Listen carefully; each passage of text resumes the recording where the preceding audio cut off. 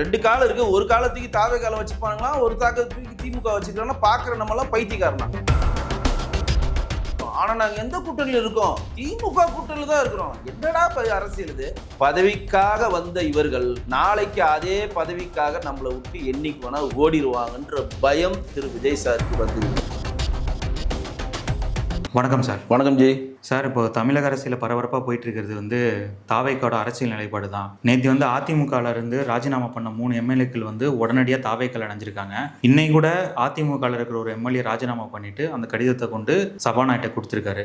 இப்போ தாவேக்கா குதிரை பேரத்தில் ஈடுபடுறதா எதிர்க்கட்சிகள் முன்வைக்கிறாங்க. முக்கியமாக முன்னாள் முதல்வர் ஸ்டாலின் இதை பகிரங்கமாக குற்றச்சாட்டாக முன்வைக்கிறாரு. இதை நீங்கள் எப்படி பார்க்குறீங்க? ஒரு விஷயம் தெளிவாக தெரிஞ்சுக்கங்க. ஏற்கனவே சட்டசபையில் மாண்புமிகு முதலமைச்சர் என்ன சொன்னார்னா, நாங்கள் குதிரை பேரத்தில் ஈடுபட மாட்டோம், குதிரை வேகத்தில் செயல்படுவோம் அப்படின்னு சொன்னார். ஆனால் இவர் குதிரை வேகத்தில் செயல்படுறாரான்னு பார்த்தீங்கன்னா கண்டிப்பாக கிடையாது. ஆமை வேகத்தில் தான் அவர் செயல்பட்டு கொண்டிருக்கிறார். குறிப்பாக சொல்லப்போனால் திரைப்பட சம்பந்தப்பட்ட ஆட்களை மட்டும்தான் அவர் சந்திச்சு அவர்களுக்கு சம்பந்தமான புகைப்படங்களை இணையதளங்களை வெளியிட்டு இருக்காங்க. 2வது, இன்றைக்கு கருப்பு படம் ரிலீஸ் ஆகிறப்ப அதுக்கு 5 காட்சிகளுக்கான அனுமதியை கொடுத்தாரு. வருங்காலங்களில் தமிழ்நாடு திரைப்படத்துறையில் பண்டிகை காலங்களிலோ சனி ஞாயிறுகளிலோ எங்கன்னா படம் திரையிடப்படும்னா அன்றைக்கு நீங்கள் 5 காட்சிகள் திரையிடப்பட்டுக்கலாம், அது சம்பந்தமாக நீங்கள் எந்த அனுமதியும் தர தேவையில்லை அப்படின்னு ஒரு ஜியோ பாஸ் பண்ணி இன்னைக்கு திரையுலகத்துக்கு ஒரு நல்ல ஒரு செய்தியை சொல்லியிருக்காரு. விஜய் சேதுபதி கூட கமல் கூட என்ன கேட்டிருக்காங்கன்னா, தமிழ்நாட்டுக்கு என்று ஒரு ஓடிடி பிளாட்ஃபார்மை நீங்கள் உருவாக்கணும்னு சில கோரிக்கையெல்லாம் வச்சிருக்காங்க. அது என்ன பண்ண போறாருன்னு தெரியல. இதுவரையும் தான் அவர் பெண்ண சாதனையை நம்ம பார்க்குறேன். மற்றபடி அந்த சிங்கப்பெண்ணு அதிரடி ஒன்று ஆரம்பிச்சான் பவானி, அவங்க ஐஜி பவானி தலைமையிலனாங்க. அதுவே 27ஆம் தேதி தான் ராஜரத்ன ஸ்டேடியத்தில் முறைப்படி தொடங்கி வைக்க போறாங்க. 2வது அவர்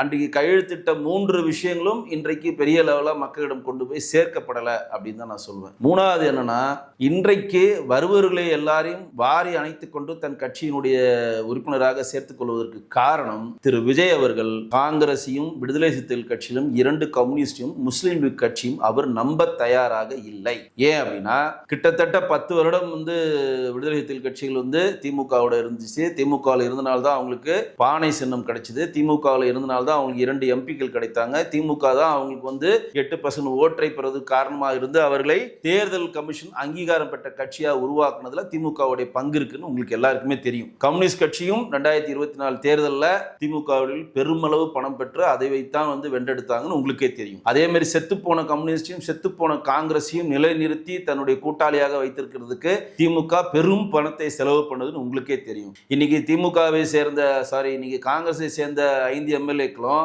நம்ம விடுதலை சிறுத்தைகள் கட்சிகளுடைய 2 எம்எல்ஏக்களும், கம்யூனிஸ்டை சேர்ந்த 4 எம்எல்ஏக்களும், இன்னைக்கு முஸ்லீம் லீகை சேர்ந்த 2 எம்எல்ஏக்களும், இவர்கள் எல்லாருக்கும் வெற்றிக்கு மிகப்பெரிய பங்களிப்பை திமுக தான் கொடுத்ததுன்னு உங்களுக்கு எல்லாருக்குமே தெரியும். நன்றியை மறந்து முதுகில் குத்தி அவர்கள் அங்கு சென்று விட்டார்கள். பல வருடங்களாக 25-26 வருடங்களாக பின்றி பிணைந்திருந்த காங்கிரஸ் கூட்டணியை பதவிக்காக ஓடி வந்த காங்கிரஸ், 10 வருடமாக தனக்காக உழைத்த திமுக உதிரை தள்ளி வந்த விடுதலை சிறுத்தைகள் கட்சிகள், இன்னைக்கு கம்யூனிஸ்ட் கட்சின்னு ஒரு கட்சி தமிழ்நாட்டில் உயிரோடு இருக்குன்னா அது காரணம் திமுக. நான் முன்னாடியே சொல்லியிருக்கேன். அந்த மாதிரி ஒரு நன்றி உணர்வோடு இல்லாத கம்யூனிஸ்ட் கட்சிகள், முஸ்லீம் லீக் கட்சி திமுக ஆரம்பிச்சதுலேருந்து அவங்க மதச்சார்பற்ற முற்போக்கு கூட்டணியில முஸ்லீம் லீக் கட்சி ஏணிப்படியில் அவங்க போட்டிக்கிட்டு இருக்காங்க. மிகப்பெரிய ஒரு நட்பு வட்டத்தில் அவங்க இருக்கிறாங்க. அந்த முஸ்லீம் லீக் கட்சியினுடைய ஒரு எம்பி தான் ராமநாதபுரம் எம்பியான நவாஸ் கனி. இன்னைக்கு திருப்பரங்குன்றத்தில் தீபத்தூண் பிரச்சனை காரணமே அந்த முஸ்லீம் எம்பியா இருக்கக்கூடிய நவாஸ் கனி தான் உங்களுக்கே தெரியும். இவ்வளோ நன்மையான விஷயங்கள் எல்லாம் நம்ம கிட்ட இருந்து பெற்றுக்கொண்டு, இவ்வளவு பணத்தையும் பெற்றுக்கொண்டு நம் முதுகில் குத்தி விட்டு போயிட்டாங்க.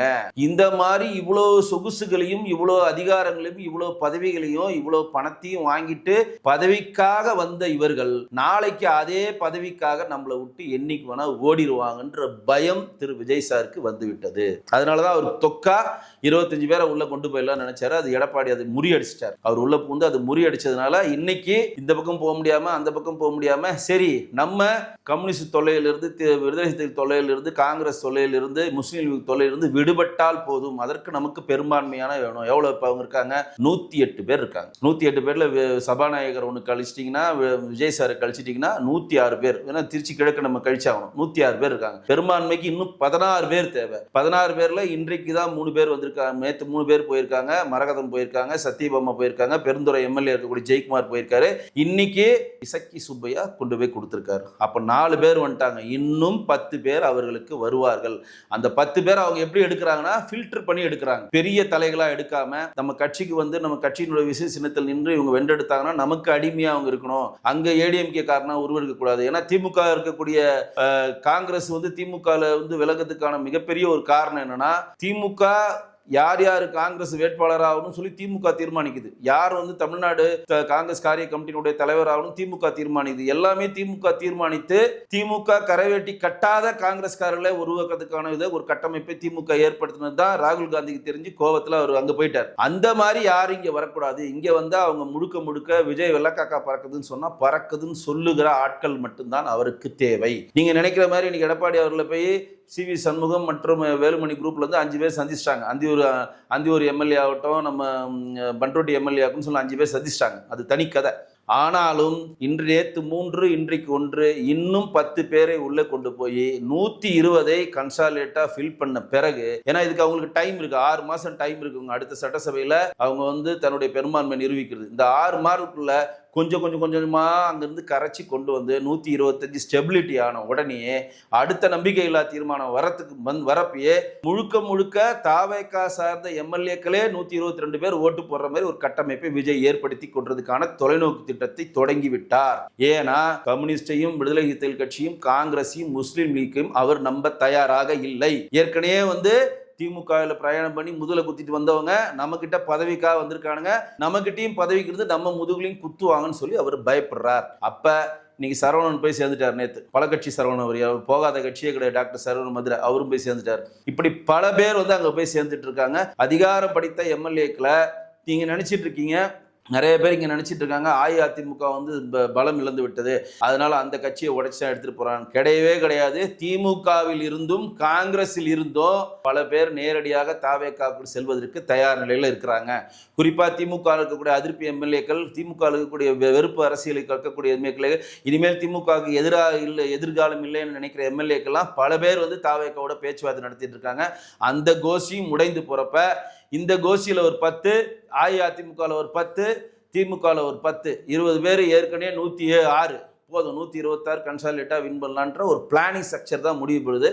ஆனா போட்டியிட்டு வென்றெடுத்த அந்த மக்களுக்கு இவர்கள் வந்து துரோகம் செய்கிறார் அப்படின்றது மட்டும் நிதர்சனமான உண்மை. ஓகே சார், இவ்வளவு விஷயம் சொல்லிருக்கீங்க. இப்போ வாக்குறுதி எடுத்துக்கிட்டா கூட அவர் சொன்னது ஒண்ணு செஞ்சது ஒண்ணு அப்படின்ற மாதிரி தான் இங்க ப்ரொஜெக்ட் ஆகுது. நாங்க உடனே வந்து எல்லாத்துக்கும் தீர்வு காணும் அப்படின்ற மாதிரி தான் அவர் பிரச்சாரமும் பண்ணாரு. இப்போ வந்து மக்களோட தேவைகளை வந்து உடனடியா அவரால் ஏன் பூர்த்தி பண்ண முடியல? இல்ல, அதுக்கு நம்ம கண்டிப்பா ஹனிமூன் பீரியட் ஒரு 6 மாசம் கொடுத்து தான் ஆகணும். அது நம்ம வந்து ஆட்சி பொறுப்புல அவர் ஏற்று கிட்டத்தட்ட 15 நாள் 20 நாள்லாம் இங்க தமிழ்நாட்டில் தேனும் பால்லாம் ஓட வைக்கவே முடியாது. ஆனா ஒரு கண்டனம் என்ன தெரிவிக்க, நீங்கள் வந்து தேனும் பாலும் ஓட வைக்க முடியாதுன்னு எங்களுக்கு தெரியும். ஆனா நீங்க ஆட்சி பொறுப்பு ஏற்றின மறு நிமிஷமே அத்தியாவசிய தேவைகளுக்கான பணியை நீங்க கண்டிப்பா செஞ்சே ஆகணும். எது பால் விநியோகம் போர்க்கால அடிப்படையில் நடக்கணும். மின்சார தடைபெறுது. இன்னைக்கு விஜயோட வீட்டு முன்னாடியே போய் மக்கள் போராட்டம் பண்றாங்க மின்சார தடைக்கு.